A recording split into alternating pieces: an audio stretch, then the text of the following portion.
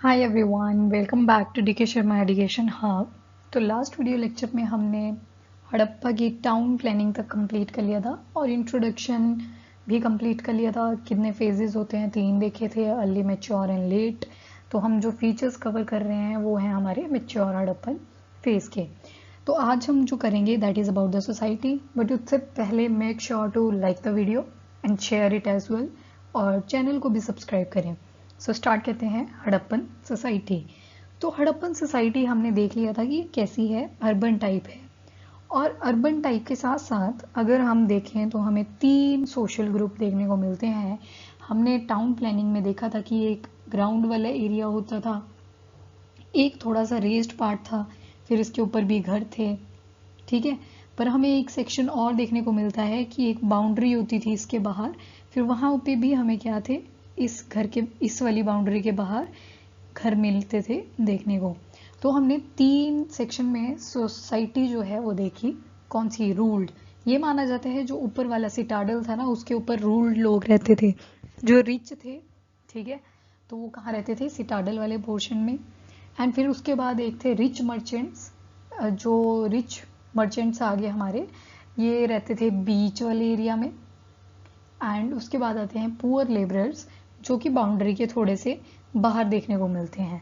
तो मतलब 3 ग्रुप्स थे उस टाइम, मतलब सोशल जो डिवीजन थी वो उस टाइम भी एग्जिस्ट करती थी। ये हमने देखा सेटलमेंट के बेसिस पे। और अगर उनके काम देखें तो डिफरेंट डिफरेंट थे। कुछ जो थे वो एज अ प्रीस्ट की तरह काम कर रहे थे, लिख लो इनको, एज अ प्रीस्ट। कुछ थे वो एज अ वॉरियर, मतलब कभी बाहर से कोई खतरा है तो दे यूज टू फाइट। फिर कुछ पीजेंट्स की तरह काम कर रहे थे, कुछ आर्टिसंस, कुछ ट्रेडर्स की तरह, ठीक है। इस तरह से डिफरेंट डिफरेंट प्रोफेशन हमें उस टाइम से देखने को मिलते हैं एविडेंसेस के बेसिस पे।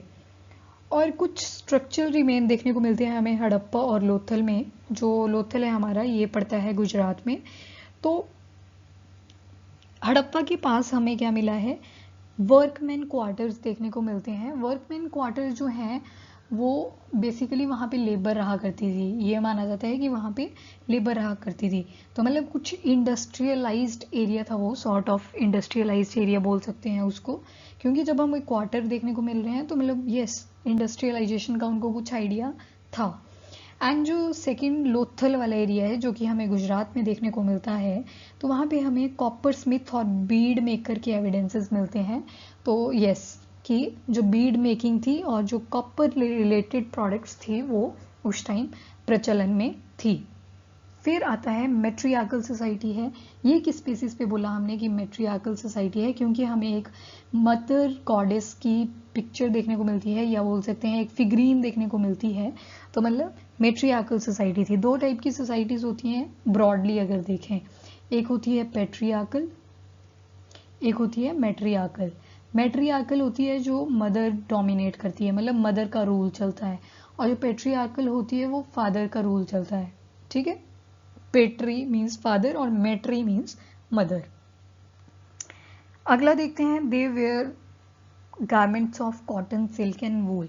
देखो एक चीज तो यहाँ से क्लियर होगी कि उस टाइम भी कॉटन, सिल्क, वूल एग्जिस्ट करती थी। और ऐसे कैसे पता लगा हमें कि वो गारमेंट्स पहनते थे, और वो भी स्पेशली कॉटन, सिल्क या वूल के ही बने हुए? क्योंकि मोहनजोदारो में हमें एविडेंसेस मिले हैं, एक वुवन क्लोथ मिला है वहाँ पे, और उस वुवन क्लोथ से पता चलता है कि वो प्रॉपर क्लोथिंग सिस्टम जो था उस टाइम प्रेवलेंट था।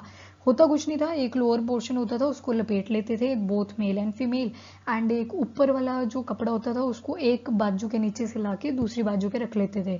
So that was the only woven cloth of that time, ठीक है। तो जब हड़प्पन साइड पे जो हमें लोग मिलते हैं तो मतलब वो स्पिनिंग या वीविंग का काम करा करते थे उस टाइम।